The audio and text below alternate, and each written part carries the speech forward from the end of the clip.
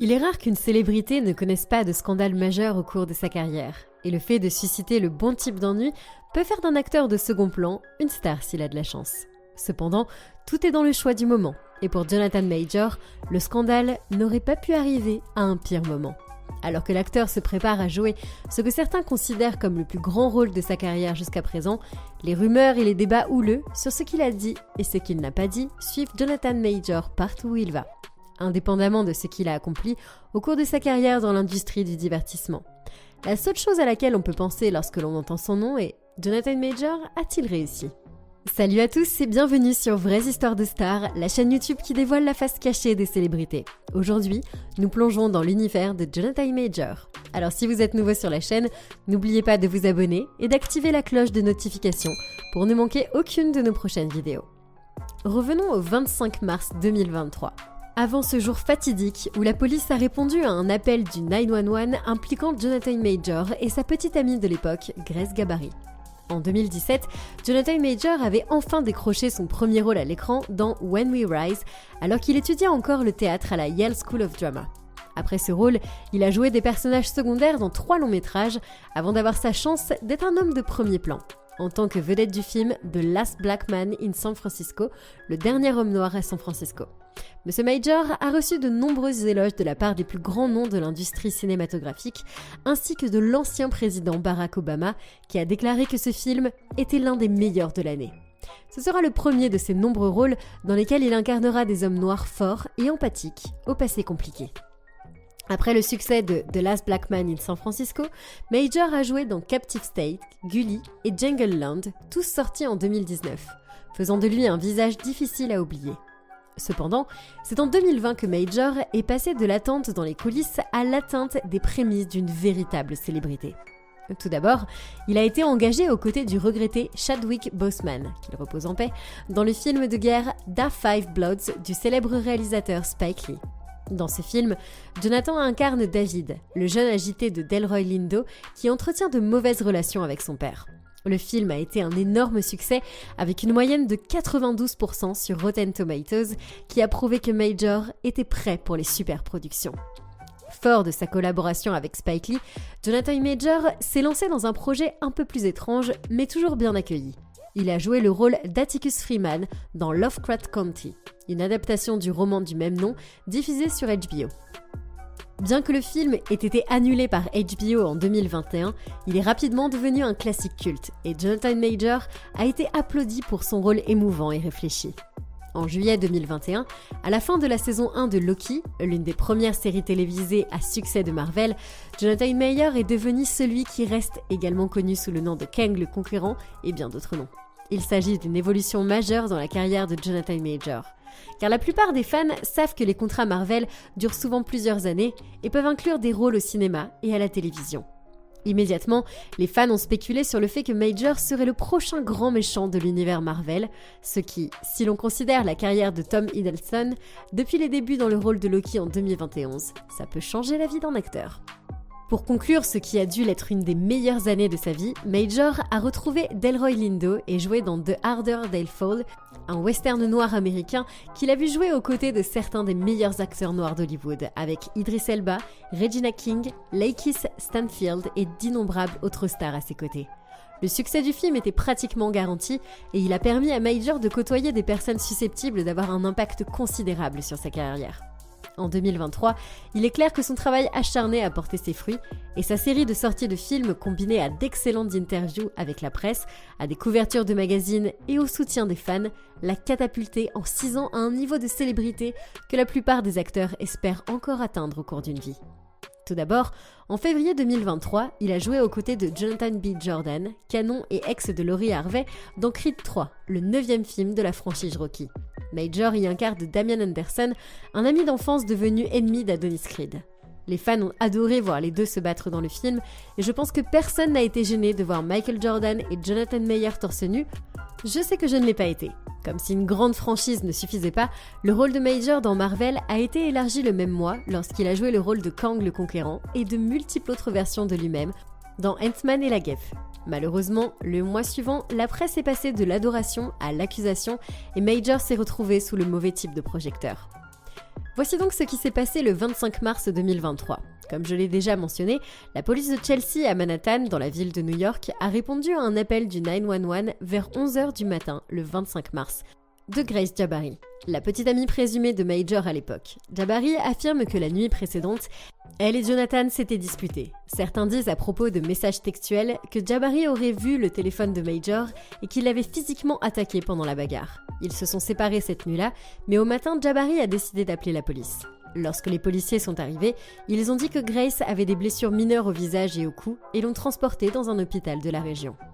Plus tard, lorsqu'elle a déposé une plainte officielle auprès du procureur de Manhattan, Jabbari a déclaré que Major lui avait tordu le bras derrière le corps, lui avait causé une coupure derrière l'oreille en la frappant au visage et l'avait poussée dans une voiture avec ses 2 mains, la faisant tomber.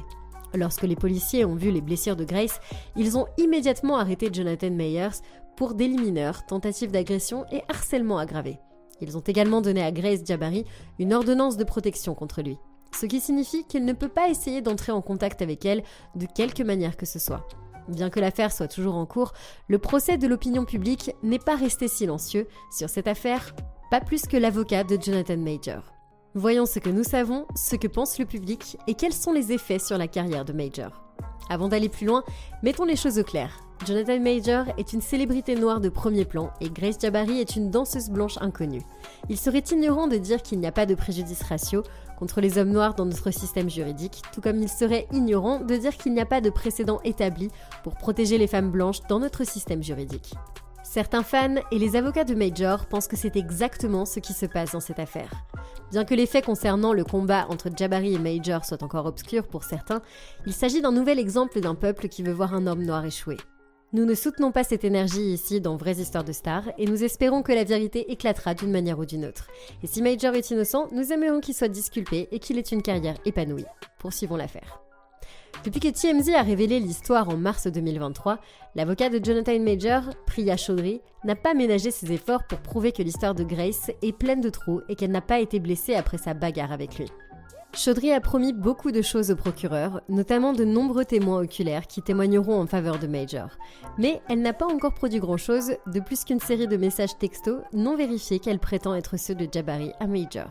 Dans ces messages, Jabbari aurait dit « Je vais m'assurer qu'il ne se passe rien à ce sujet. Je leur ai dit que c'était de ma faute si j'avais essayé de prendre ton téléphone. Je viens juste de sortir de l'hôpital. Appelle-moi quand tu seras sorti. Je t'aime. » À Major après son arrestation. Les textos affirment également que Jabbari n'a pas donné sa bénédiction à la police pour qu'elle porte plainte. Lorsque Maître Chaudhry pensait manifestement que ces textes approuveraient son innocence, ils ont surtout eu l'effet inverse. De nombreux spécialistes de la violence domestique et de l'abus émotionnel ont déclaré que les textos ressemblaient à ceux d'un survivant manipulé pour lui faire croire qu'il était dans son tort. Comme je l'ai déjà mentionné, bien que l'affaire ne soit pas encore résolue, les acteurs de l'industrie du divertissement et d'autres secteurs ont déjà commencé à se faire une opinion. Lorsque le scandale a éclaté, plusieurs acteurs du monde du spectacle se sont étonnés qu'il ait fallu autant de temps pour que Major soit arrêté, suggérant que son comportement violent s'inscrivait dans un schéma établi avant qu'il ne devienne une superstar.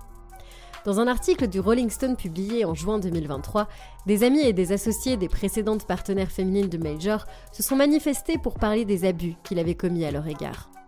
Bien qu'aucune des femmes mentionnées n'ait accepté d'être citée dans le rapport, en outre, une personne ayant connu Major lors de son passage à l'école d'art dramatique de Yale n'a pas été surprise par son arrestation et l'a décrit comme un homme agressif et un peu méchant. Cela concorde avec le peu que nous savons sur l'enfance prétendument difficile de Major. Il a souvent été suspendu du lycée pour s'être battu et a été chassé de chez lui avant d'obtenir son diplôme. Pour contrer ces rumeurs, armé d'une équipe de défense de haut niveau, après que son agence artistique et son agence de relations publiques l'aient laissé tomber, ce qui n'est jamais bon signe lorsqu'il s'agit de scandales impliquant des célébrités.